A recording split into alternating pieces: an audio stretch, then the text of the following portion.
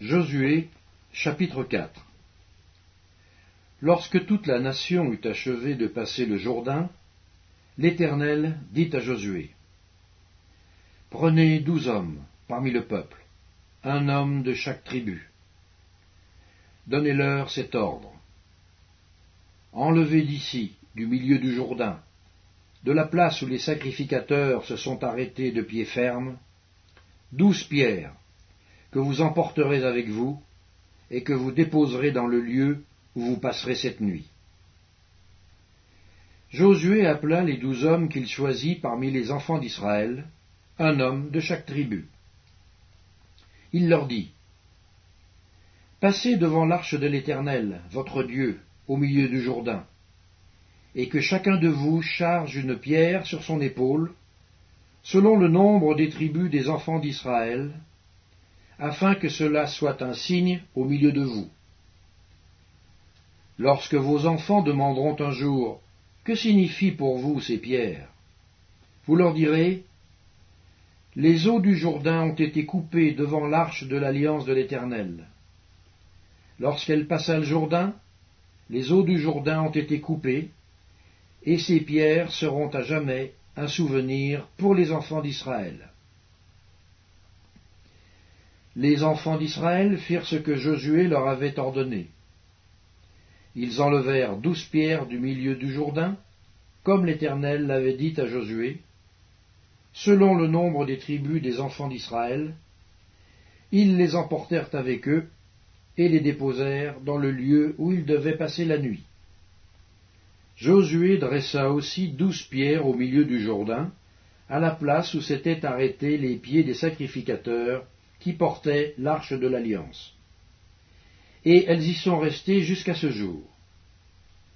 Les sacrificateurs qui portaient l'arche se tinrent au milieu du Jourdain, jusqu'à l'entière exécution de ce que l'Éternel avait ordonné à Josué de dire au peuple, selon tout ce que Moïse avait prescrit à Josué. Et le peuple se hâta de passer.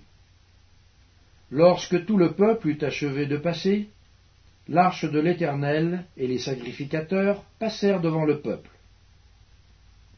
Les fils de Ruben, les fils de Gad et la demi-tribu de Manassé passèrent en armes devant les enfants d'Israël, comme Moïse le leur avait dit. Environ 40 000 hommes, équipés pour la guerre et prêts à combattre, passèrent devant l'Éternel dans les plaines de Jéricho.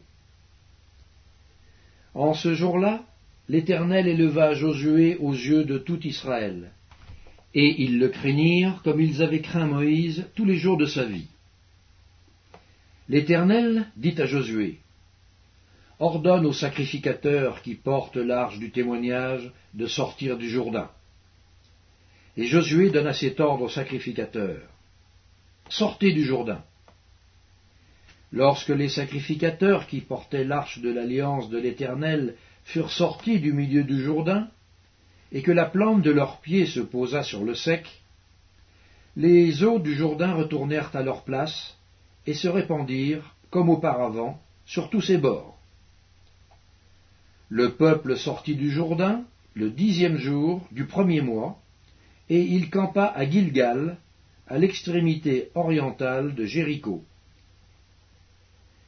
Josué dressa à Gilgal les 12 pierres qu'il avait prises du Jourdain. Il dit aux enfants d'Israël, « Lorsque vos enfants demanderont un jour à leur père, « Que signifient ces pierres ?» vous en instruirez vos enfants et vous direz, « Israël a passé ce Jourdain à sec, car l'Éternel, votre Dieu, a mis à sec devant vous les eaux du Jourdain, jusqu'à ce que vous eussiez passé, comme l'Éternel, votre Dieu, l'avait fait à la mer Rouge, qu'il mit à sec devant nous, jusqu'à ce que nous eussions passé, afin que tous les peuples de la terre sachent que la main de l'Éternel est puissante, et afin que vous ayez toujours la crainte de l'Éternel, votre Dieu. »